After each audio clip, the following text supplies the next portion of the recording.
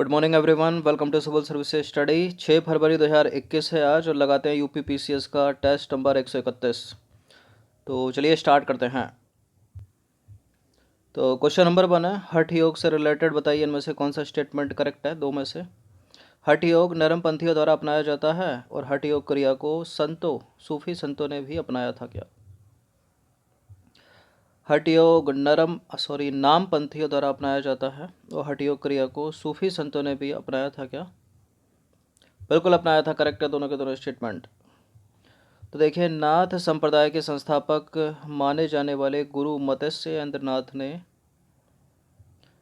और उनके शिष्य गुरु गोरखनाथ ने हठ योग परंपरा की नींव डाली।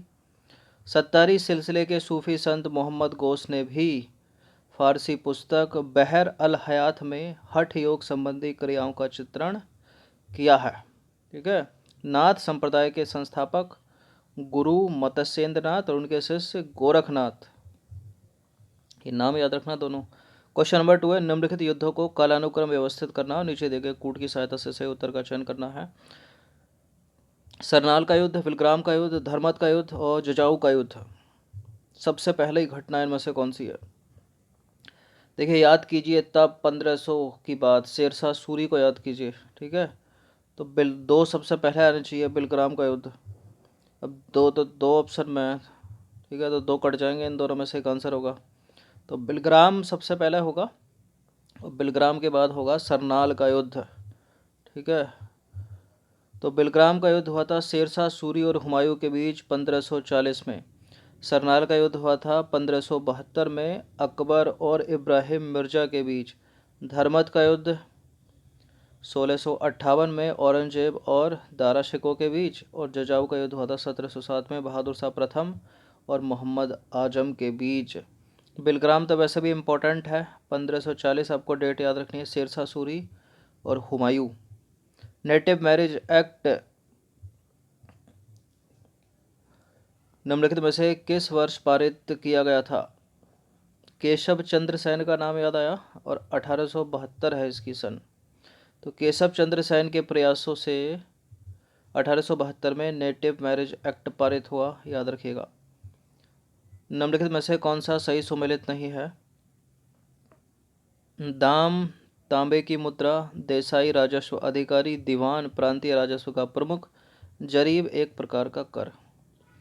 देखिए, दाम तांबे की मुद्रा थी, देसाई राजस्व अधिकारी था, प्रांतीय राजस्व का प्रमुख दीवान था, लेकिन एक प्रकार का कर नहीं है ना जरीब। जो जरीब है वो जमीन नापने के काम आती है, आज भी लेखपाल पटवारी के पास आपको ये मिलेगी। तो मुगल काल में भू राजस्व व्यवस्था में जरीब भूमि की माप हेतु प्रयुक्त होती थी। शेष सभी विकल्प सुमेलित है। और ये लोहे के छोटे छोटे इस तरह के छल्ले जो है वो होते हैं, जुड़े रहते हैं, एक तरह से फीता हो गया देखा जाए तो। निम्नलिखित राजाओं में से किसने अकबर के पहले तानसेन को संरक्षण दिया था। अकबर से पहले तानसेन को संरक्षण देने वाला था राजा रामचंद्र सिंह। तो अकबर के पूर्व तानसेन को रीवा यानी भाटा क्षेत्र एमपी में है ये, राजा रामचंद्र सिंह ने, जो इनके दरबारी कवि थे अकबर के, तो इन्होंने संरक्षण दिया था। ठीक है, राजा रामचंद्र सिंह ने अकबर से पहले तानसेन को संरक्षण दिया रीवा भाटा क्षेत्र में। और तानसेन का मूल नाम रामतनु पांडे याद रखना, और बीरबल का भी याद रखना, महेश दास पूछ लिया जाता है। मनसबदारी व्यवस्था से रिलेटेड कौन सा करेक्ट है। मनसबदारी व्यवस्था राज्य की कुलीन वर्ग से संबंधित थी, जिसे अकबर ने प्रारंभ किया। इल्तुतमिश ने। मनसबदारी का पद पैतृक था, अकबर ने ही प्रारंभ किया, पैतृक नहीं था मनसबदारी का पद, बताया कई बार। तो अकबर द्वारा स्थापित मनसबदारी प्रणाली साम्राज्य की प्रशासनिक एवं सैनिक दोनों आवश्यकताओं को एक साथ पूरा करने में सक्षम थी। जो मंगोल नेता चंगेज खां की दशमलव प्रणाली पर आधारित थी, मनसबदारी का पद पैतृक नहीं था। इनमें से किस मंदिर को विदर्भ के खजुराहों के रूप में जाना जाता है।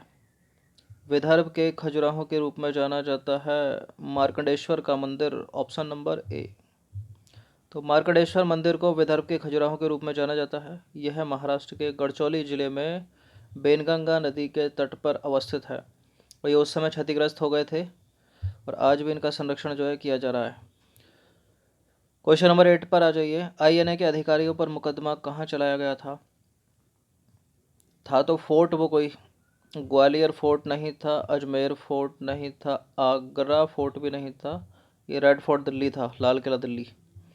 तो आईएनए के अधिकारियों पर मुकदमा जो है 1945 में दिल्ली के लाल किले में चलाया गया था। देश की आज़ादी से पहले 2 साल पहले की बात है। क्वेश्चन नंबर 9 पर आ जाइए। भारत में नियोजित विकास का विरोध किसने किया था? नियोजित विकास मतलब जैसे इंडस्ट्रियलाइजेशन, तो गांधी जी कर रहे थे ना, नेहरू सपोर्ट कर रहे थे उसको। तो भारत में नियोजित विकास का विरोध जो है महात्मा गांधी ने किया था। गांधी जी औद्योगिकरण एवं मशीनीकरण के विरोधी थे। उन्होंने कुटीर एवं ग्रामीण उद्योगों का समर्थन करने के साथ ग्राम को अर्थव्यवस्था की आधारभूत इकाई माना। उन्होंने मशीनों के प्रयोग के स्थान पर श्रम परक उद्योगों को अधिक महत्व दिया, ताकि अधिक से अधिक जो लोग हैं ना, जन आबादी है, उसको रोजगार मिल सके, काम मिल सके।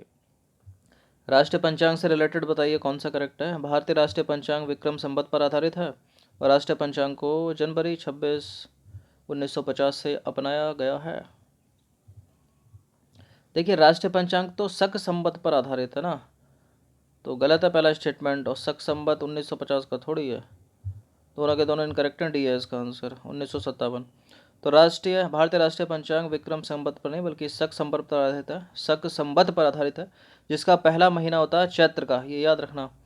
इसका सामान्य वर्ष जो है 365 दिन का ही होता है, और राष्ट्रीय पंचांग को 22 मार्च 1957 को अपनाया गया था। इंपॉर्टेंट है, डेट के साथ याद रखिए। क्वेश्चन नंबर 11 है, निम्नलिखित में से कौन सा कथन सही सुमेलित नहीं है?